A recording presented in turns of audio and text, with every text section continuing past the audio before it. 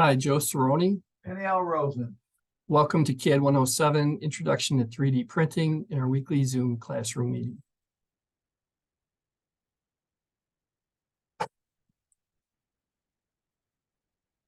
Okay, so you can see in the announcements, today's agenda, we're going to look at our assignments.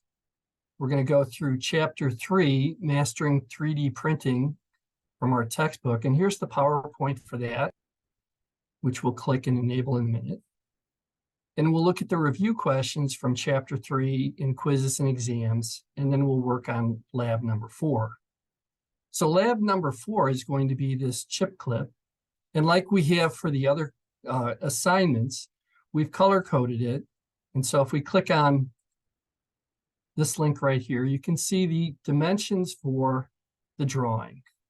And so it's in millimeters. This is a 79 millimeter by 20 millimeter.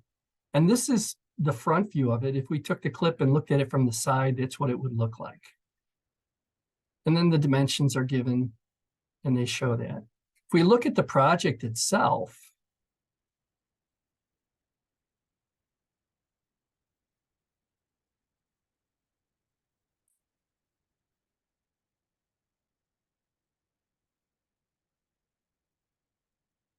can you see the camera now, Al? See your name.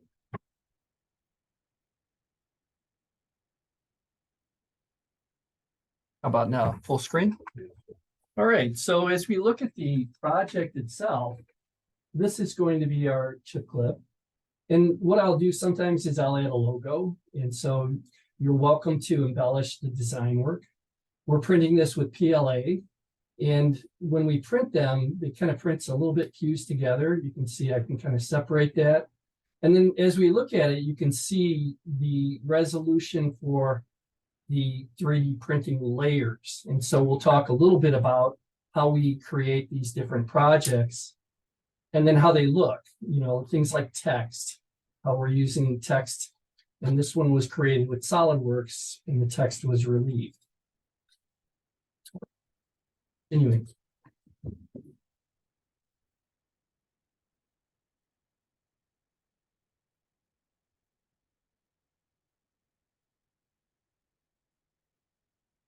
So let's take a look at the PowerPoint.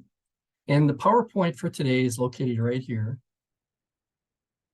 And so as we work with this course and we go through the textbook readings, we're looking at printer workflow in software. And so we're using these Dremel 3D 45s. And I'll show you the 3D printer in a minute.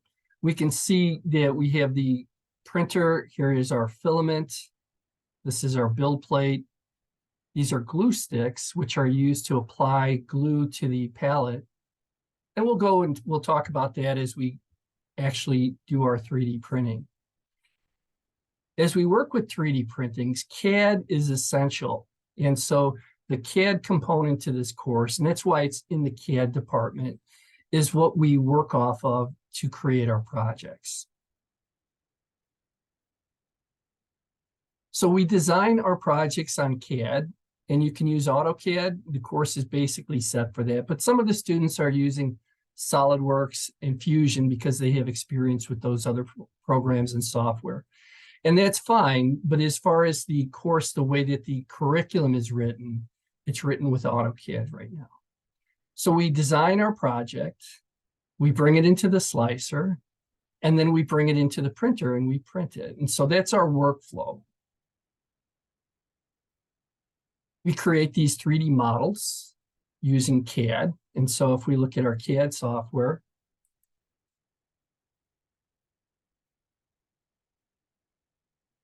these are the projects that we're working on. And so here is our door holder, or our video conference do not disturb sign. And in that, we learn how to model basic 3D printing. Here is a secondary project where we use extrude commands. And then here's our third project, which is to take that coaster to the next level where we actually make the part. And then we design our own part for 3D printing. And then don't forget to make the coaster holder. There are videos that show how to create these geometries in our D2L.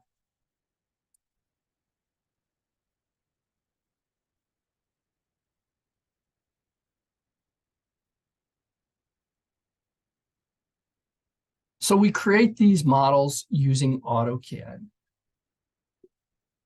And then we look at the types of 3D printable files. And so once we have modeled our file, we're going to export it as an STL. And that's a universal export standard triangle language that can be read by our 3D printers. 3D printers can also read .obj files. And so if you start using 3D print software, you can also create these object files. And I'll come back to that once I get to that point in our lecture. And so as we work with these standard format files, primarily we're creating AutoCAD drawing files and then STL files. And so when we look at our project, let's say, for example, project number 3, and if I make that bigger, we can export these files by going up to the big red A and going to export. And then we want to export other file formats as an STL file. And so I'm going to export this. Keep an eye on where you keep your files. This is going to just go to my USB. It's going to be called Coaster Base. And then I need to actually select the geometry for that and hit enter. Once it's created the STL file, I can then print it in the Dremel software. And so you need the Dremel 3D slicer. I'm going to open that.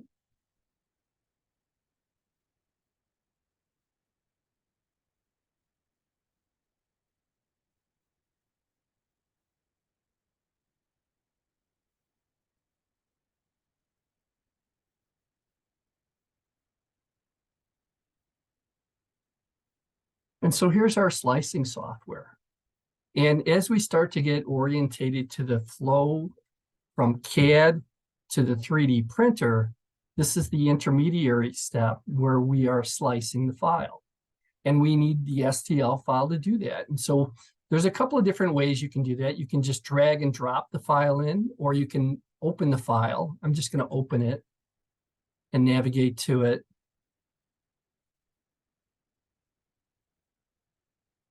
My CAD-107 coaster base. And the part came in right onto the build plate. As I look at the part, I can push the mouse wheel and navigate, and I can turn the wheel on the mouse and navigate. I dial in the material that I'd like to use. We're going to use a Dremel material called PLA. We have other materials as well. We have ABS, nylon, and PETG.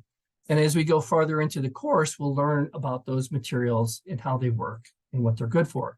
Some materials are better for outdoor use, like ABS, acrylbutyl sulfate, versus polylactic acid, which is more like a vinyl record, and it has a tendency to warp. We dial in the quality level on the machine. And so typically we run these at low quality at first. And then we look at things like build plate adhesion, and we look at support. As we print these, we want to realize that it prints from the bottom up, one layer at a time. So as we prepare this for 3D printing, what it will do is it will go through and divide this into slices 0.3 millimeters thick, which we can then view the layers in our slicer. And so we can simulate how that build is going to be. And it's going to take 100 layers. And then we can go down and look at the layers layer by layer. So our initial layer, layer 1, is going to create this geometry right here. And this is what's called our infill. And what it will do is it'll create this zigzag pattern depending on how we set the density level. And we'll come into that later as we continue with the course. For right now, we'll take the defaults, and you can see how that part is then built up. Once we have that part set for 3D printing, what we'll do is we'll save it to a removable drive and we'll print it. And so I'm going to save this as coaster base, and I'll save it to a removable drive. and then I'll be able to eject that and put it into the 3D printer.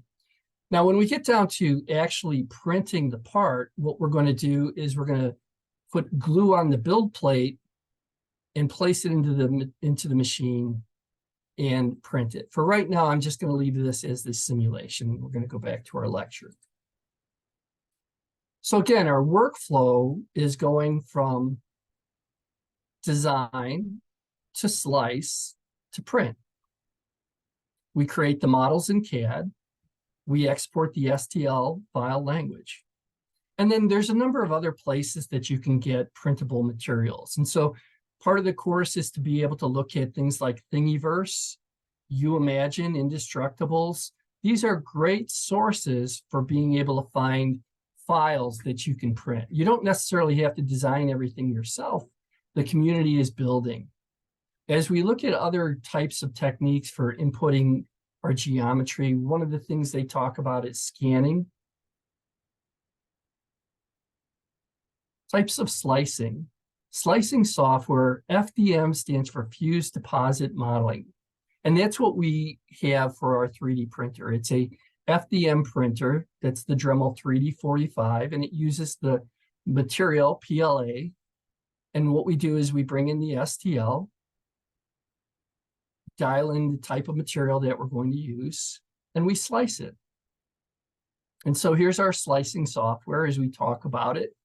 We set the initial layer height. And so as we go through and we print, when we work with the printers, you can get into some higher end things, which is nozzle diameters and how fast you can make the parts and things like that. But for the most part, the technology is accelerating in a tremendous rate. The printers that are coming out now versus 5 years ago are 5 times faster. And so as we start to work with this technology, it continues to grow and to make more advances in the technology. We create these STL files, and then the STL files are then put onto the plate. One of the other things that we look at is platform adhesion. And so when we look at our drawing or our parts, the first one, you can see how it works and how it prints. But oftentimes, like if we were to go and print one of the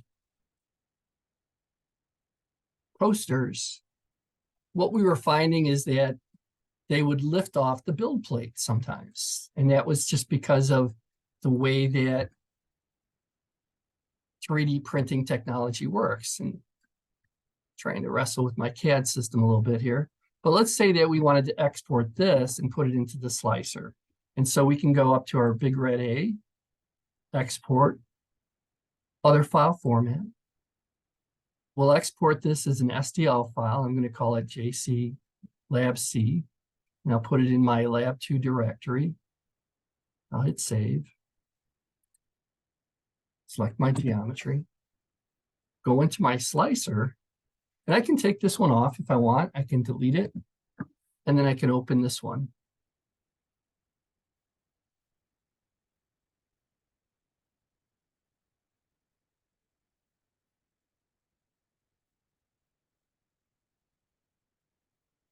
And so here's our file. And when we bring the file in, orientation is important. And so this one came in flat, but if it comes in like this, you can still 3D print it, and we can run it that way if I prepare it. And then we look at the slicing. But what happens is, as it gets taller and taller, it becomes harder and harder for it to hold the resolution. And oftentimes you have to have better build plate adhesion. And so to make sure that it sticks, we would change this to a brim or maybe a raft. And so build plate adhesion is very important. And by using build plate adhesion, we can get it to stick to the part. We'll also see that it takes time. So this will take 1 hour and 45 minutes to print in this orientation, versus if we were to flip it flat and then reslice it, .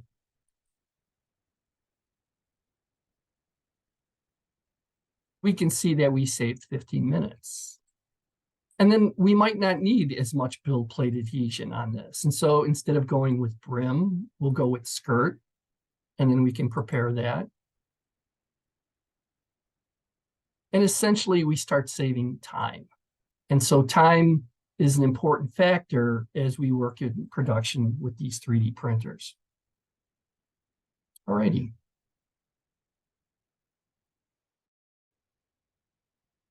So the build plate adhesion can play an important factor. And oftentimes it just takes time to understand how the first one prints. And then when you print more, you can address the build plate adhesion factors.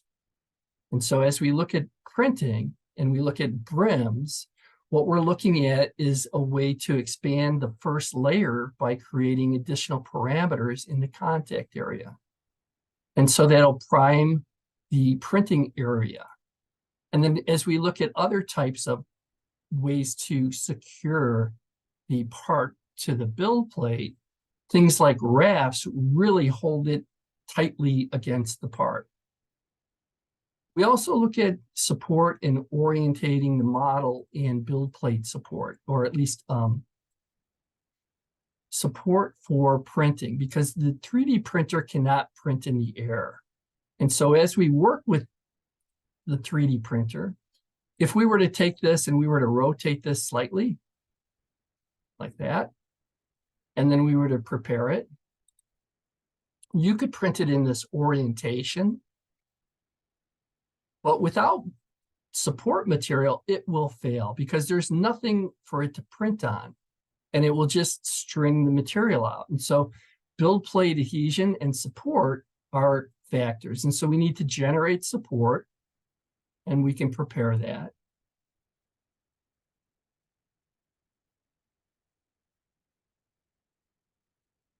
And then we can see that. And so as we start to work with 3D printing and the technologies, this would be a printable material, but we're also up against 3 hours and 9 minutes now. And so orientation of the parts within the 3D printer is another factor as we go through the process. And so we talked a bit about orientation, meaning what's the best way to put that part into the pallet and 3D print it. And then post-processing. As we look at the materials and we are concerned with time, post-processing is taking the support material off. And you can either do it manually, which is shown here, and you do want to wear gloves if you're working with resin printers. The PLA is a biodegradable product. We don't really need to worry about that. But from a standpoint of being able to post-process, there's two different ways. You can either post-process it by hand, or you can put it into a solvent tank, and you can print with water-soluble or a solution-soluble material, which is way better because then you don't have to remove the material by hand. You put it into a part tank and come in the next day, and then the post-processing is done. So as we look at our work for this course, we want to complete the labs from lab number 2, and we will 3D print those, and those are basically just designing for 3D printing. Lab 3 takes it to the next level where we'll design our own coaster to be printed, and be sure to design the coaster base as well and include the drawing file and the STL file. And then we're moving on to lab number 4 now. And so lab number 4 is this chip clip, and we're going to basically be creating this part according to those dimensions.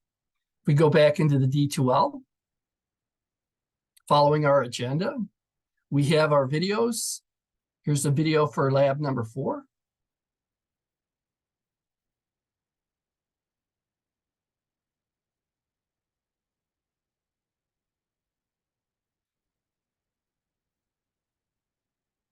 And in this video, we'll walk you through how to work with the CAD program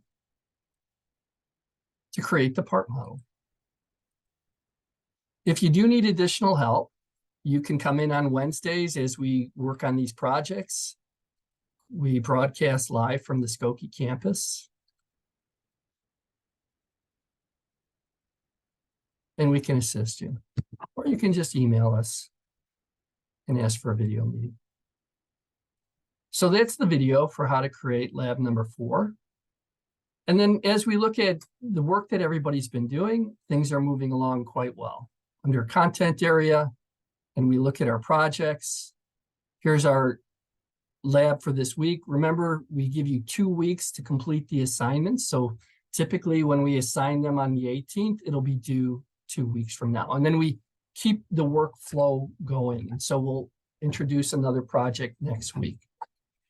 Speaking of next week, it is Learning Day next week. And so we will release lab number 5 if you would like to work ahead. But I will not be able to run the Zoom meeting at 9 a.m. next week because I will be in meetings for Learning Day. And so we will not have a Zoom meeting next week, but we have released the drawing for you. And we'll cover this again the following week after, but we want to be able to keep everybody moving along throughout the course. Back to the main splash page. Well, let's take a look at our other projects. And so here's our project 1. We are printing those, and you can pick those up once they have been printed at the Skokie campus. We have bins with your name on it. Actually, they have your number and your initials on it, and you can then come and retrieve your project. And then as we look at project number 2, you're to complete these 4 models and turn those in. And then in lab number 3, we had you design your own model. And so you should create at least 1 of these coaster models. You're welcome to create 4 of them, along with the coaster base.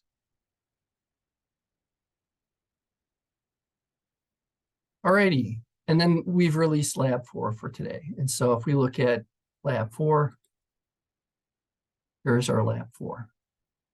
In the review area, under quizzes and exams, we have our review questions. And so the review questions for chapter 3 are located right here. And you're to complete those review questions. They are not automatically graded. So if you go in there and you say, hey, how come I don't have any points for this yet? It's because we haven't had a chance to grade it. And we're just managing the projects along with the other courses that we are teaching. And you can always email us and say, can you take a look at this? I'd like to get some feedback. And so as we look at the review questions for chapter 3, we're looking at questions from the textbook. If you want to create a 3D printing an object, what are the steps you need to go through to complete that? And we just talked about that, where we create the part on CAD, we export the STL. And so you're allowed to use images and attachments if you'd like to embellish your answers, use the internet. It looks great, and we can then take it to the next level where we're able to communicate not just with text, but also with images and things.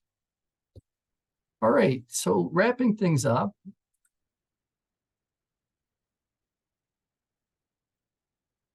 Continue to work on your projects and turn those into the assignment folder. Go through chapter 3 from our Mastering 3D Printing textbook, and then continue to work on the projects as we go down and work on things.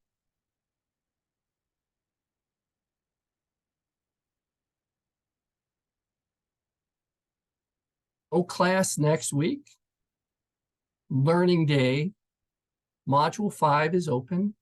And if you have any questions, you can send an email. And please use the D2L email because it keeps everything kind of self-contained within the course, and it's allowing us to share things. Al, is there anything else that we want to talk about before I end the Zoom meeting and we open things up for questions? Make sure you check your grades and make sure you turn in all your projects as best you can so we can grade them. I think everything else worked out great, Joe. Alrighty then, I'm going to stop the recording and we'll open things up to questions.